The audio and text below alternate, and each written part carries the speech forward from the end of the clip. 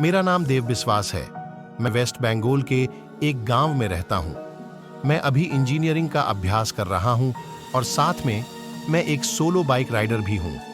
मैं अक्सर छुट्टियों के दिन या फिर वीकेंड पे अपने बाइक लेकर लॉन्ग राइड पे चला जाता हूं। एक दिन मेरे साथ कुछ ऐसी घटना घटी जिसे आज भी सोचता हूं तो मेरे शरीर की रूह तक कांपने लगती है। आज से 2 साल पहले की बात है।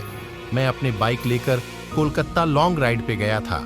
रास्ता 3 दिन का था, इसलिए मुझे पहले से ही होटल बुक करनी पड़ती थी। एक बार रास्ते में मुझे बहुत भूख लगी थी, इसलिए मैंने अपनी बाइक को साइड में पार्क किया और पास में नाश्ते की दुकान पे जाके 2 वड़ा पाव खा लिए। बाद में मैंने अपनी ट्रैवलिंग की शुरुआत कर दी। अचानक मेरे पेट बिगड़ने लगा।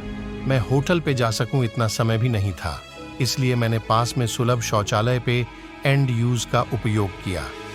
वहीं पे मुझे किसी के पायल की आवाज सुनाई दी।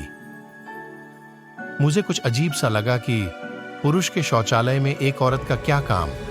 इसी समय वहां की लाइट चालू बंद होने लगी। मैं तो डर के मारे कांपने लगा। मेरे शरीर के रोंगटे खड़े हो गए। मैंने जोर से आवाज लगाई, कौन है जो यह मजाक कर रहा है? बाहर निकल के तुझे छोड़ूंगा नहीं। थोड़ी देर बाद वहां सब ठीक हो गया। मैं जल्दी से बाहर निकलने की कोशिश कर रहा था, लेकिन वॉशरूम का दरवाजा नहीं खुल पा रहा था। मैंने चौकीदार को आवाज लगाई तो उसने आके देखा तो दरवाजा बाहर से खुला था। फिर उसने आवाज लगाई, दरवाजा खुला है, आप थोड़ा धक्का लगाए। मैंने धक्का दिया तो दरवाजा खुल गया। मैं पैसा देकर बाहर निकल ही रहा था कि फिर से मेरा पेट खराब होने लगा। मुझे वापस उस खतरनाक वॉशरूम में नहीं जाना था, लेकिन मेरे पास और कोई चारा भी तो नहीं था। इस बार लगभग 2-3 मिनट हुई होगी कि वापस से लाइट चालू बंद होने लगी और साथ में किसी स्त्री की हंसने की आवाज भी आ रही थी। मुझे काफी डर लगने लगा था।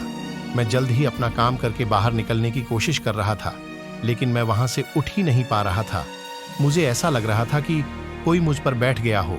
मैं अपनी पूरी ताकत लगा के खड़ा हो गया और दरवाजा खोल के बाहर निकल गया। बाहर देखकर मैंने देखा कि सुलभ शौचालय का मुख्य दरवाजा बंद था और उस पर काफी सारे सांप चिपके हुए थे।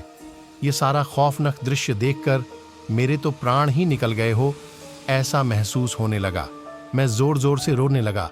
वहां पे काफी अंधेरा था और काफी दुर्गंध भी आ रही थी। मुझे लगा कि मैं यहां से कैसे बाहर निकल पाऊंगा। उसी वक्त मेरे सामने एक बड़ी बड़ी लाल आंख वाली, लंबे बालों वाली भयानक औरत खड़ी थी। उसे देखकर मेरे तो होश ही उड़ गए। मैं तुरंत ही दरवाजे की ओर दौड़ा, लेकिन घबराहट की वजह से मेरे पैर फिसल गए और मैं नीचे फर्श पे गिर गया।